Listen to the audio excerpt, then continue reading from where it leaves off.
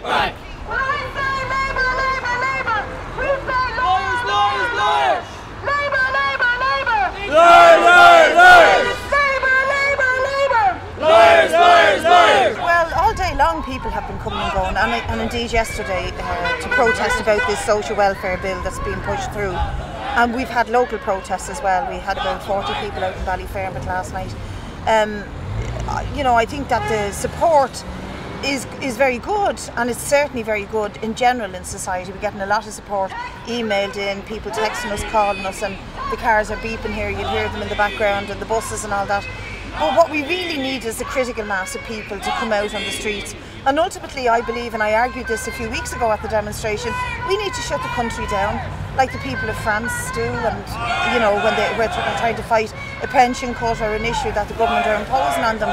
And these things are reversible, despite what all the deputies are saying, because in the past they reversed the decision. I know it was a different government, but they did reverse the decision on the cuts to the medical card for people over 70 when they saw the great power on the streets and the tens of thousands of pensioners who were standing up to them. And in the more recent past, they did reverse the cuts to the deaf schools when tens of thousands of kids, their teachers and their families came out marching, to cuts to the disadvantaged schools and also to the disability. We saw hundreds of people in wheelchairs sleeping over outside the Dáil. Now, people say to me protesting doesn't work, but I tell you, we haven't seen anything yet like what's going to come down in this country if they keep this up and if they don't reverse the cuts.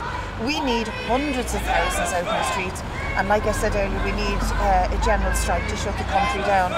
So early in the new year, we're going to be convening a People's Assembly to discuss how we get that.